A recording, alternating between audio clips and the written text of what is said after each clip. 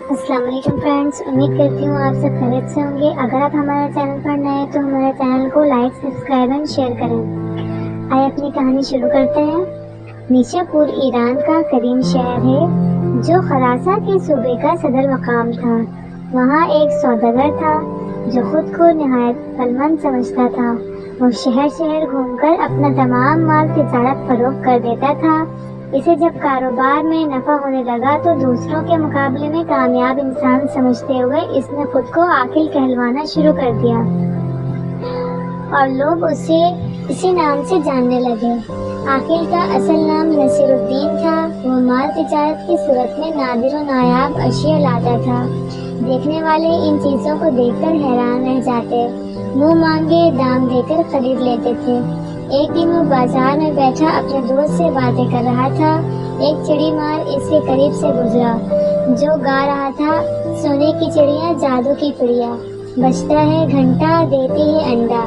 اس نے جو یہ سنا تو اپنے دوست سے رخصت ہوا اور چڑی مار کے پیچھے چل دیا۔ چڑی مار کے پاس سب پنجرے خالی تھے، بس ایک پنجرے میں خاکی رنگ کی چڑیا اپنے پر فڑفڑا رہی تھی۔ سوداگر چلتے چلتے سوچنے لگا کہ سونے کی چڑیا مجھے خرید لینی چاہیے۔ اگر یہ واقعی سونے کا انڈا دیتی ہے تو پھر مجھے اتنی محنت نہیں کرنا پڑے گی۔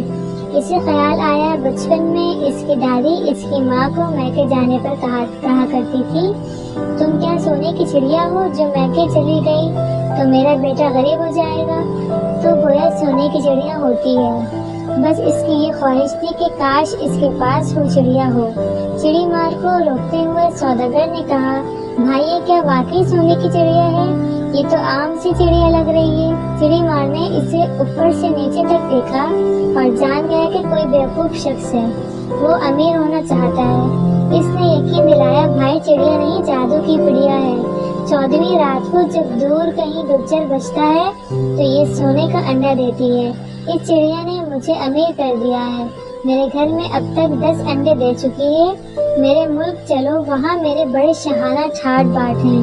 میں اسے نہیں بیچتا، مگر یہ اپنے مالک کو صرف 10 انڈے دیتی ہے۔ اس کے بعد اگر یہ اسے کوئی اور خرید لے پھر اس کے پاس مزید 10 انڈے دوسرے مالک کو دے گی۔